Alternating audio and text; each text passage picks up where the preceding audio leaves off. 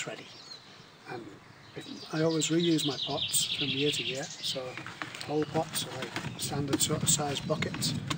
They're pretty dirty from last year's use. Been standing outside all winter, so what I'm going to do is put them in some J's fluid and water, give them a good sterilise round in there, give them a good brush around,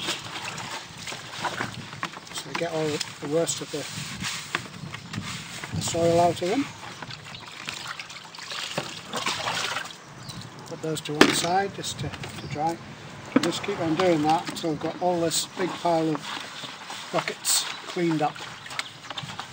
And I'll show you the next stage of potting on the tomatoes. The tomatoes have grown quite a bit now. They're about 4 to 5 inches high and just about ready to go in. So I'll just continue doing all of these. Make sure there's no slugs sitting in them, especially in the tops here. Well, here are the tomato plants that I potted up about 4 weeks ago. As you can see, they're about 6 inches high and they're looking quite healthy, so they're ready to go into the pots. On the last video I showed you my peach tree and how I was hand pollinating it, and as you can see there's quite a few peaches set on it. All fairly small at the moment, but there are a good number on it. So you can see as we go down there, you can see a few peaches. Only about a centimetre in diameter at the moment, but I've counted at least 25, so that's not too bad.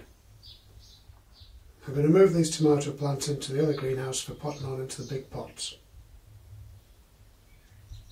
I usually put in 4 ingredients into my compost for tomatoes. One is ordinary garden compost, which I've made in this bin here, and I also put in a bit of fish blood and bone meal, which gives it some fertiliser.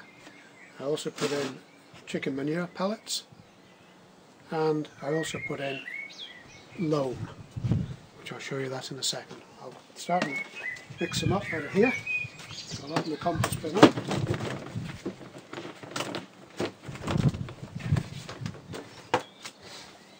There we go. It's pretty decent stuff. Pretty nice stuff. So I put in a couple of good spadefuls of that, 3 good spadefuls. Just chop it up, just make sure it's well broken up.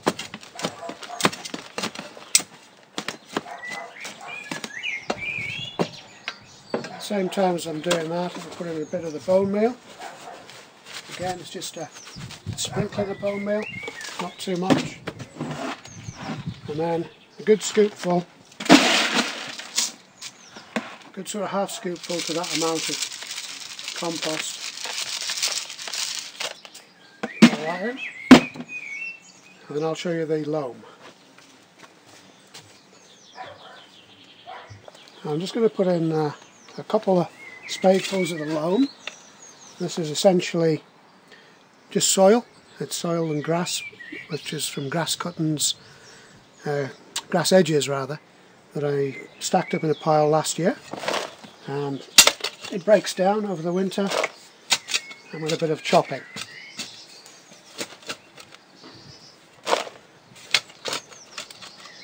I'll put about, see, most of it's broken down, you have to chop a wee bit on that,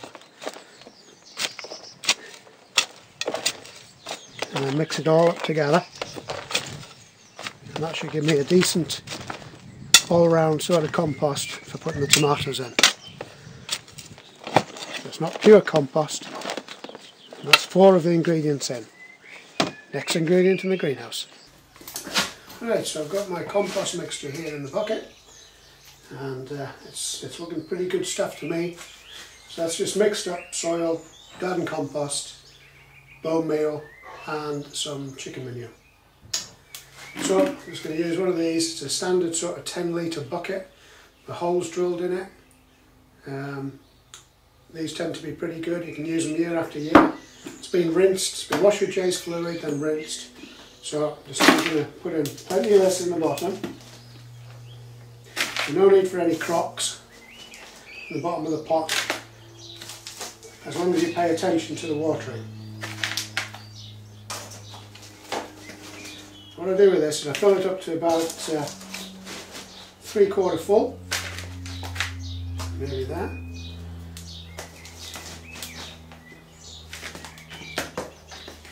Okay, about 3/4 full. Give it a push down. With it being garden compost, it will compact a bit. Mainly garden compost, it will compact.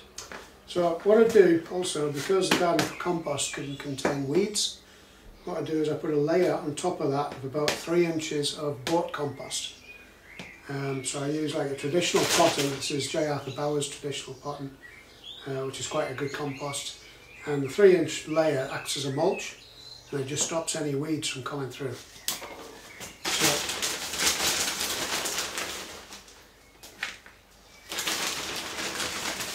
So we're not really feeding the tomatoes off this, but it will give them some feed. But the main feed is in the compost below.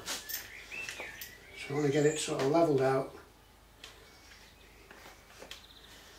About like that, about an inch gap on the pot.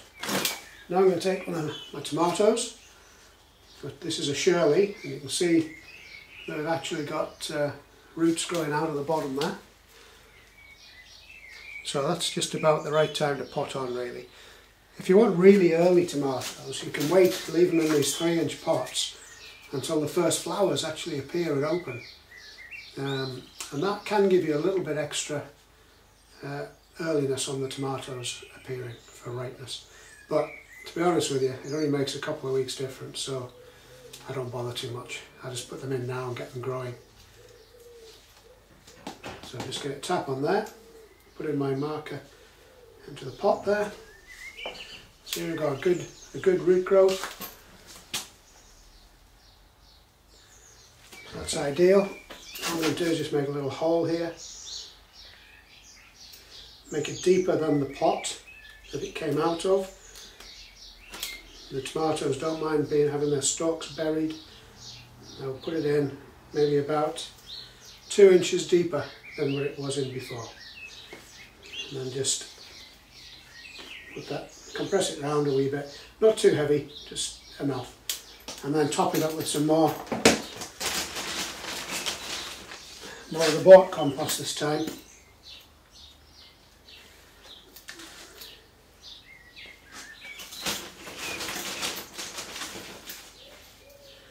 A couple of scoops should do it.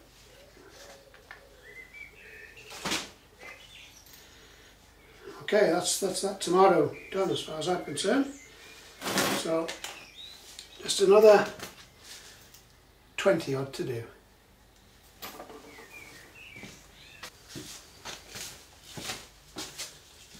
Now here's the tomato plant that we just put in.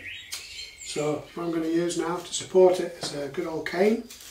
So make sure you don't put it through the greenhouse roof, which is very easy to do. Pop it into the pot. Make sure these are the right size for your greenhouse. They should go right down to the bottom of the pot, and then we can tie them into this wire, this horizontal wire across here. So let's tie that in with a piece of string. Just take a piece of string, make a loop, put it over the wire, put the strings through it, move it along to where you want it, and then just tie it in. It's as simple as that. And that's your cane fully supported. And what we'll do is tie in the tomato every 6 inches or so onto the cane with a bit of string, a bit of twine, same as this, and underneath a leaf joint, and that will support it for its while it grows right the way up here, and probably up here as well by the end of the year. So hopefully that's going to give us some good fruit. I'm just going to water that tomato in now. Just give it a good gentle watering in all around, and that'll get the growing process going. What I would do now is I'll keep an eye on that, and probably at this time of the year water it every 2 to 3 days, probably 3 days, and as it gets warmer in the summer then increase the watering appropriately. I also use a hose like this for drip feeding when I'm away on holiday, so that I can have a computer set up there and it just waters all the tomatoes. Very handy if you go away. But I usually like to hand water with a watering can, and then I can put in my feed as well as I'm going along. I usually use a proprietary type feed, like a Tomerite or something like that, mixed in with the water, and feed it once a week, once it's got its first set of tomatoes on, first truss of tomatoes on. Right, so I've now got all of my tomatoes planted up. I grow 12 tomatoes in the buckets for myself, and I grow a few more for other people, which will be handed over shortly. All I've got to do now is water in these tomatoes. There are 11 different varieties and 12 plants in total. As you can see, I've put in the canes, and I've put in the irrigation. The irrigation is there purely for when I go away. It just makes life easy, and I don't use it normally, but if I go away on holiday then it's perfect, and it does keep the plants alive.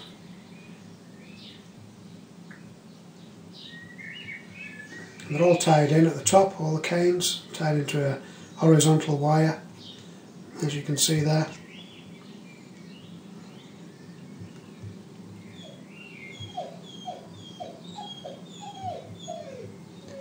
I always think it's quite nice when we get them to this stage and you get to see all the plants ready to go. And in about 2 weeks' time I think they'll be about twice the size of what they are now, and looking quite healthy with the heads down, racing along.